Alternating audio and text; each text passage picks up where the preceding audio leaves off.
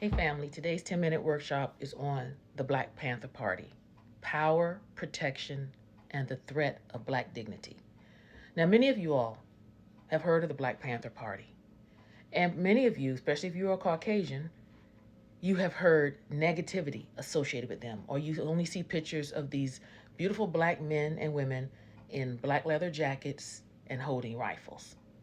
That's the images that the government wants you to see. Just like the images and the ideologies and beliefs behind Malcolm X and what his teachings were, they only want you all to see him as a violent man, which was totally contrary to what his whole message was. So let's dive into it.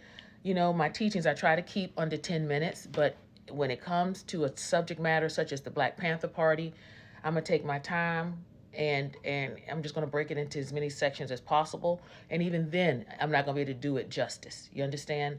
So again, like I do with anything, do your own research as well. But this is just me giving you a little bit of information so you can be knowledgeable about various topics and not fall for the okey doke that the white man is trying to let you feel about our black leaders and black people.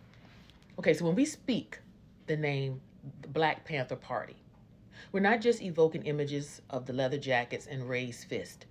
We're calling back to a radical moment in black history when young people dared to say we will no longer die quietly. And every great movement has always started with youth.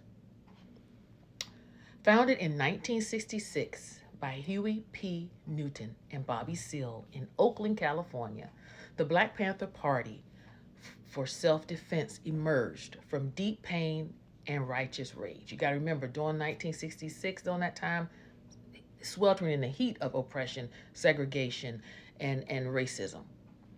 Their mission was simple: to protect black communities from the violence of poverty, the violence of police, and the violence of neglect. They weren't waiting on the government to save them. They built their own systems of care and defense. But the problem was this: black people organizing outside the white power structure has always been a threat, or treated as a threat by the white man. That is why black folk, anytime we want to get rallied together and have strength and unity, it frightens them. Why wouldn't it? Because they are afraid that we're going to finally wake up and overpower them and let the chickens finally come home to roost. So what did the Black Panther Party actually do? And this is what I'm saying. Some of you don't even know this. Despite popular myths, the Panthers were not just militant. They were deeply community oriented. They created over 60 community survival programs. The first one, free breakfast for children programs. Did you all know this? This free breakfast for children program is the program which influenced modern day public school meals. As usual, anything that black people do, white folk emulate and take the credit for. Our government didn't come up with the public schools getting meals. The Black Panther Party, we attribute that to them. They came up with the free breakfast for children programs because we realize in our communities, if we don't feed our own, who else gonna feed them? Secondly, free medical clinics, dental services, and sickle cell anemia testing. We know how sickle cell usually attaches itself to the black community. Community schools and political education classes. The Black Panther Party knew that the key to success was education, equipping your mind so that you can't fall again for the okey doke and the lies that the white power structure was telling them then, and even we see telling us today. Elder care and transportation services. They were creating an environment of taking care of our own because we knew, particularly at that time, the government wasn't going to do it. Also, police patrols to protect black citizens from police brutality, you all. This was a revolutionary love in action. The Black Panther Party embodied a kind of power that said, we will not let you kill us slowly through poverty, poor education, hunger, and neglect. That's what they were about, y'all. But of course, for any movement to succeed, you're going to have people coming against you. So how else had they had to protect yourself? You really think in 1966 that the white power structure was going to just blatantly allow these black folk to come together and create initiatives and not bring forth any type of opposition? You got to be crazy. And that is why Bobby Seale, and that is why the Black Panther said, by any means necessary. We don't want to have to use this, but you're not coming in our communities to wreak havoc. That's what you're not going to do. So let's talk about this. And some of y'all didn't know this, how the white government saw them. Anytime white folk, and again, I'm not going to keep prefacing this, but I'm going to do it for this teaching. Not all white folk, okay? But anytime the white government saw the Black Panthers, they labeled them as dangerous. That's what they like to do, you all. Anytime a black person is doing something and a white man is jealous of it or afraid of it, they want to put a negative spin on it, a negative connotation. And so many of you all, especially you white folk, you fall for the okie doke and you believe it. Or you want to believe it. Because you know, and you're knower, that as black people, if we ever take the audacity that is rightfully ours and come and and retaliate what you all do, you will not exist. For people that you say are so violent, we have had much restraint. Do you know the kind of restraint it takes for not to retaliate for the years of Jim Crow, slavery, oppression, lynchings that your people have done to my people? Do you know what kind of restraint that takes for us not to ride through the streets like some of you all and your Proud Boys and your KKK and your Trumpsters and your MAGAs do, flying your flags and your Confederates? Do you know the kind of restraint we have? It's not because of fear of you all, honey.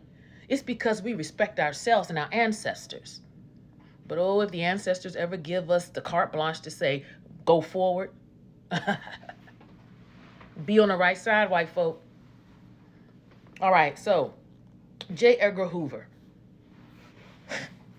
he was a piece of work. He was a longtime director of the FBI. He publicly declared in 1969, this is what that racist cross-dresser said, and no disrespect to cross-dressers. The Black Panther Party, without question, represents the greatest threat to internal security of the country. Let me repeat what he had the audacity to say, this white racist had to say in 1969 about the Black Panther Party. The Black Panther Party, without question, represents the greatest threat to internal security of the country. Now let it sink in, people. He didn't mention the KKK, who was running rampant during that time.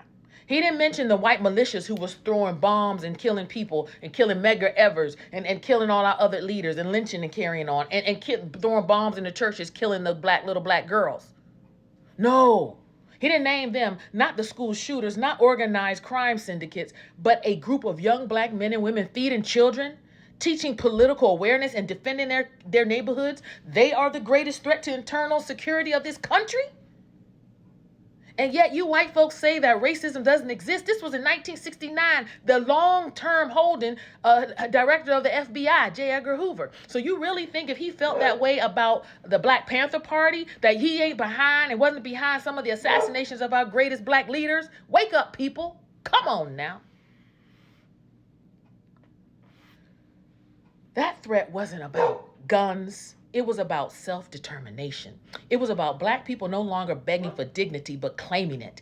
And that scared the hell out of the white power structure. Any time in history, when racist white folk are in fear, they flip the narrative and they want to make us look like the enemy rather than themselves. Stay tuned. We're going to finish this. We're going to have a part 2. And this is not even touching the surface. That's what I'm saying, y'all. I can't give you years of studies in 20 minutes. That's why you got to read. And that is why they don't want you, Project 2025, they don't want these books taught. They want to keep you ignorant. And they want to keep us divided. White folk, they don't want you to know the truth of some of your ancestors' history. So now you got to rely on this beautiful black woman with these full lips and this real nose and all this that you all said was ugly many years ago we black women had, that you all covet, and you got to listen to me teach it. Stay tuned for part 2.